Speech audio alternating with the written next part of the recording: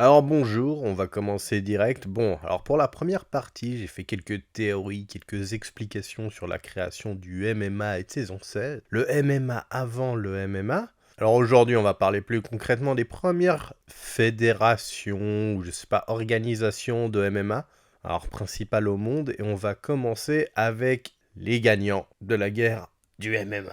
Alors le premier UFC a eu lieu aux États-Unis, à Denver, au Colorado. La raison, c'est que énormément d'États américains ne voulaient pas de l'événement. Alors là, il y a eu récemment la légalisation du MMA en France en 2020. Et aux États-Unis, le dernier État a été New York en 2016. Ce qui a permis de faire après le UFC 205, là, dans la mythique salle du Madison Square Garden. Alors pour les premiers UFC, on peut pas encore parler de MMA. Alors parce que, bon, je pense pas que je vous l'apprends, mais c'était du style contre style, les premiers UFC. Et c'était des tournois. Pour la première édition, il y avait en sumo, un boxeur qui portait un seul gant, et un des finalistes, c'était un gars de la savate. Le truc très marquant qui montrait que c'était différent et plus brutal, argument encore utilisé par les anti-MMA, le tout se passait dans une cage, designée par le réal de Conan le Barbare. En délire. Le marketing du MMA à l'époque, c'était vraiment tout le contraire de maintenant. Les gens venaient y voir de la violence, quoi. Et les premiers UFC, il y avait vraiment très peu de règles, voire aucune. Je veux dire, il y avait quand même le droit de taper dans les couilles, tirer les cheveux, et au penalty, quoi. Alors, il y a une anecdote marrante sur le premier UFC, c'est que Chuck Norris aurait pu y participer, mais il a refusé parce qu'il ne croyait pas les organisateurs que le truc était légal. Et il l'a pas fait. Et c'est tant mieux, et surtout tant mieux pour les organisateurs, parce qu'il aurait gagné le premier UFC. Parce que c'est Chuck Norris, le mec peut pas perdre.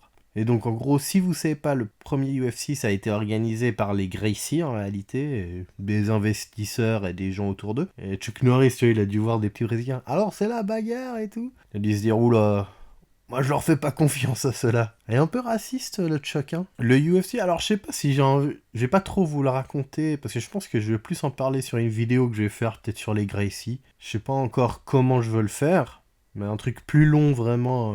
prendre le temps d'expliquer peut-être, ou faire un arbre généalogique à l'image, je sais pas. Parce qu'il y a beaucoup à dire, mais en gros, ouais, vraiment le premier UFC. Et heureusement que Chuck Norris a refusé. En réalité, ça n'a pas été spécialement créé pour gagner de l'argent sur l'événement. Moi, j'ai plus l'impression que c'est les Gracie qui ont fait ça pour créer un empire. Mais pour comprendre cela, il faut parler du premier vainqueur du UFC, Royce Gracie. En fait, si, ouais, j'en parle un petit peu déjà maintenant. En fait, j'avais pas vu la fin de mon texte. Oui, je vous dis tout. C'est les premiers UFC, donc quand c'était sous forme de tournoi, vraiment, ils ont été totalement dominés par la famille Gracie. Et le concept, il a été même hérité de ce qu'ils faisaient au Brésil. Et l'entreprise est écrite par Rorion Gracie, qui lui c'est un peu le mec businessman de la famille. Et en gros, faire ce tournoi était une façon de faire un peu de business, mais surtout de prouver la supériorité du JJB. Le UFC, ce qui est marrant, c'est que le UFC sous Dana White, c'est devenu un empire, une entreprise de malades. Aujourd'hui, le UFC, c'est devenu tellement populaire, c'est assez un truc de dingue. Et de l'autre côté, la famille Gracie, ils ont créé un empire d'écoles, mais vraiment partout dans le monde, quoi. Ils ont vraiment, ça leur a permis d'exporter le JJB comme un truc de fou.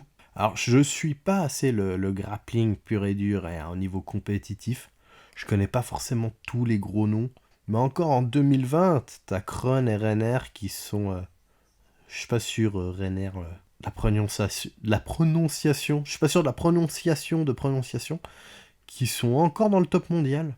En MMA, j'ai l'impression que c'est plus compliqué, qu'il y a quand même pas eu depuis longtemps Gracie qui était au top, quoi. Mais une chose est sûre, c'est que l'objectif a été accompli, et Royce Gracie est une légende du JB, et fait partie aussi des légendes du sport de combat, et quand même la première star du UFC. Et ouais, grâce à lui, le UFC, je veux dire, le MMA est devenu un sport ultra populaire. Et le JJB fait partie des sports de combat les plus populaires au monde. Il a vraiment marqué l'histoire des sports de combat. Et pour la prochaine partie, comment l'UFC est devenu l'UFC, on va en parler, quoi. Et la partie 2, je vais plus parler du Pancrase. Alors, le Pancrase, c'est aussi une organisation de combat. Et ce qui est marrant, c'est que le Pancrase a inspiré, je pense, le mot pancras. Mais le mot pancras, ça vient de la Grèce antique. Et le pancras, c'était le nom utilisé du MMA français, c'est avant que ça légalise, où il faisait ses compétitions sans frappe au sol. Et donc là, on va partir au Japon, parler du pancrase. Alors là où le UFC est la suite logique de ce qui s'est fait au Brésil avec les Gracie et le style contre style, le pancrase, lui, il va plutôt suivre la logique de ce que représentait Inoki, aussi Karl Gotch, qui est en belge, je crois, qui a été au Japon. Et au Japon, il y a vraiment cette culture du catch wrestling, ou shoot wrestling, plus je crois, au Japon, ils utilisent le terme. Donc le catch wrestling et le shoot wrestling, même si je l'ai fait dans la vidéo, si vous l'avez pas vu, c'est genre du catch, mais les mecs, ils se tabassent, quoi. Mais par exemple, comparé au premier UFC, au Pancrase, les gars, ils se tapent, vu que ça ressemble au catch, et que c'est censé être une règle du catch que personne respecte, ils se tapent avec le poing ouvert, toi. Ils se mettent des grosses claques et des trucs comme ça. Et donc là, on va retrouver une forme du MMA plus moderne qu'au UFC, parce que des règles, ouais, ça change, mais qui aujourd'hui seraient assez chelou. Par exemple, au catch, tu sais, il y a les rope breaks. Le mec attrape la corde pendant une soumission, son adversaire doit lâcher. Et au pancrase, c'est pareil. Et il y a aussi un système de points lié au rope break.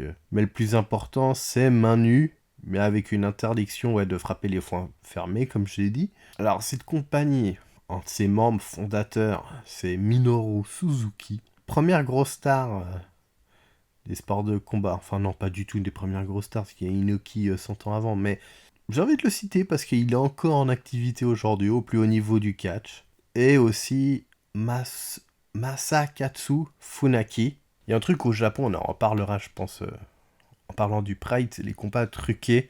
Et on se dit qu'il y a sûrement à l'époque du Punk Race des combats truqués, parce qu'il y avait énormément de catcheurs, tu vois. Sauf qu'il y a aussi eu des mecs qui ont été dans les plus grands champions de leur époque, genre Bas Rutten et Frank Shamrock, qui ont aussi été champions au UFC, ou encore en Josh Barnett et en Semi Shield, quoi. Oui, Semi Shield a combattu au Pancrase. Et donc il y a ce côté où il y a sûrement eu des combats en japonais, où il y a des possibilités de trucage, même avec des occidentaux, hein. Mais avec autant de combattants et de grands champions, t'es obligé de prendre le Pancrase au sérieux.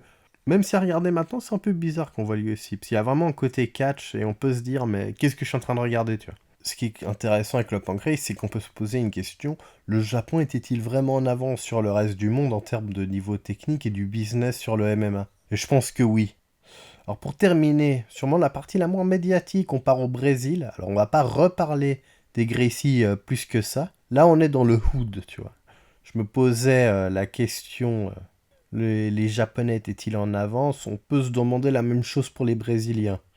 On peut penser au mythique short Bad Boy, qui était limite plus vieux que l'UFC. Et là-bas, la culture du MMA, et surtout dans ce cas-là, le Vale Tudo, et c'est très culturel. Mais c'est peut-être eux les premiers, c'est peut-être pas les Japonais. Moi, je sais pas, j'arrive pas à choisir. J'ai pas envie de dire un truc qui peut être faux. Alors, il y a eu plein d'événements. En connu, ça a été le JJB contre la lutte livrée. Mais un que j'ai parlé, même si ça arrive un peu plus tard que l'UFC et le Pancrase, c'est l'IVC. Alors la première la première édition aura une vidéo sur elle.